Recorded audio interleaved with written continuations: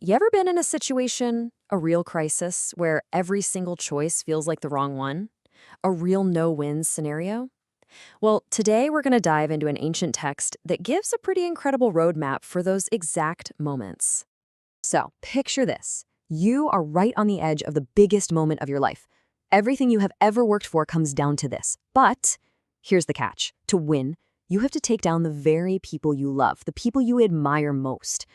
And the thing is, this isn't just some thought experiment. This is the exact dilemma that kicks off our entire story. All right, so let's set the scene. We're on a massive battlefield, and our hero is a warrior named Arjuna. And this guy is the real deal, a legendary archer, a leader, and he's about to kick off a war for a righteous cause. But then he looks across the battlefield, and he doesn't just see an enemy. He sees his cousins, his mentors, his childhood friends. And you can just feel his pain. He's basically asking, how can I possibly fire an arrow at these men? These are people he looks up to, people he considers, in his own words, worship-worthy. This conflict is just tearing him apart from the inside out. And here's the real kicker. It's not that he's afraid of losing the battle. He's absolutely terrified of winning it. He realizes that any victory, any kingdom he might gain, will be forever stained, built on the blood of people he honors. The prize itself has become this horrible symbol of his own grief. So, that's it. He's at his breaking point. He literally drops his bow and arrow and just says, I'm not fighting. He's completely paralyzed by sorrow and confusion. And in this moment of total, utter despair, he turns to his charioteer, who happens to be his guide, Krishna, and he just asks for help. Now, you'd think he'd get some kind of battlefield pep talk, right? A, come on, you got this kind of speech. Nope. Not even close. Krishna's first answer is something else entirely. He doesn't just try to solve Arjuna's problem. He completely flips his whole reality upside down. I mean, wow. What an opener. Krishna basically tells him, hey, the very thing you're so torn up about, you're looking at it all wrong. He's saying that from a much, much bigger perspective. Life and death aren't what we think they are. And the whys? Well, they don't get worked up about either one. So, what on earth is this higher perspective? It all comes down to this one central idea, the Atman, or what we'd call the soul. Krishna explains that our true self isn't the body. The body is just temporary. It changes, it gets old. But the true self, the Atman, is this eternal, indestructible core that has always existed and will always exist. He really drives this point home with some powerful imagery. The physical body, sure, it can be hurt. But the soul, the very essence of who we are, is totally beyond the reach of any physical weapon or element. It's an unshakable reality that exists beyond this material world. And if that still sounds a bit abstract, he uses this absolutely brilliant analogy that makes it all click. He says death isn't really an end, it's just a transition. The soul just gets rid of a body that's worn out, kind of like how we take off old clothes, and then it puts on a new set. Just like that, Krishna reframes death from this awful tragedy into a simple, natural process of change. Okay, so the soul is eternal. That's a huge idea. But let's not forget, Arjuna is still sitting in a chariot on a battlefield. So how does this giant philosophical truth actually help him right here, right now?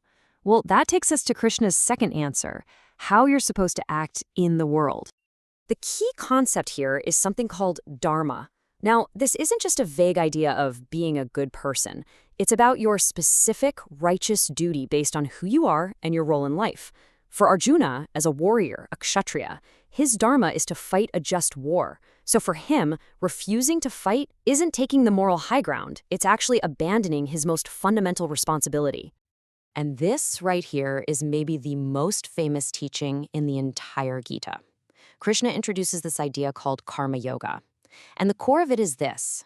You have a right to perform your action, but you have absolutely no right to the results of that action. The reason you do something should be the duty itself, not what you think you're going to get out of it. Let's break that down, because it's a huge shift in thinking. When you're attached to the outcome, to winning or losing, your happiness is basically a hostage. You're going to be anxious, stressed. But when you act just out of a sense of duty, and you focus only on doing the action as best you can, you find this incredible freedom and calm, no matter what happens in the end. Okay, this is all fantastic advice, but Arjuna is a practical guy. He needs a target to aim for, a clear picture of what all this looks like in a real person. So he asked Krishna, okay, I get it, but what does a person who has actually achieved this wisdom look like? How do they live? How do they talk? Krishna's answer gives a name to this ideal person, the Sthita Prajna. It literally means one whose wisdom is steady. This is someone who has soaked in these truths so deeply that their inner peace is absolutely unshakable. They aren't thrown around by the waves of good times and bad times, success and failure. And just look at these qualities. We're not talking about some unfeeling robot here, not at all. This is a person who has become such a master of their own inner world that what happens on the outside no longer controls their state of mind. They feel everything, for sure, but they aren't a slave to their own reactions. So, the million-dollar question, how do we get there? How do we become that person? Well, the final piece of the puzzle is the practical psychology of it all. It's about really understanding how your mind works and learning to direct your senses instead of letting your senses direct you. Krishna lays out this chain reaction that shows how we get ourselves into trouble. And it starts with something that seems totally harmless, just thinking about things we want. But that thinking leads to attachment, which leads to a really strong desire. And when that desire gets blocked, it turns into anger. Anger clouds our judgment, and, well, eventually we lose our way. It's a classic slippery slope.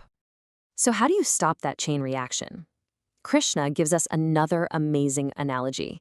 He says we have to learn to pull our senses back from whatever is grabbing their attention, just like a tortoise pulls its legs and head into its shell when it senses danger. Now, this isn't about suppressing things or hiding from the world. It's about having conscious control over where you put your focus. And this leads to the final and just beautiful takeaway image. The goal isn't to empty your mind or shut out the world.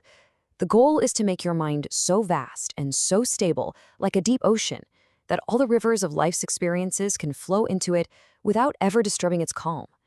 You can be fully engaged with the world, but still be totally centered and peaceful inside. And that brings it all right back home, to us. You see, the Gita starts on a physical battlefield, but its real lessons are about the battles we all fight, inside ourselves. So the question this ancient guide leaves us with is a really personal one. In your own life's battles, when you face those impossible choices, what does it truly mean to do your duty without getting hung up on the results, and to act with a steady, peaceful wisdom?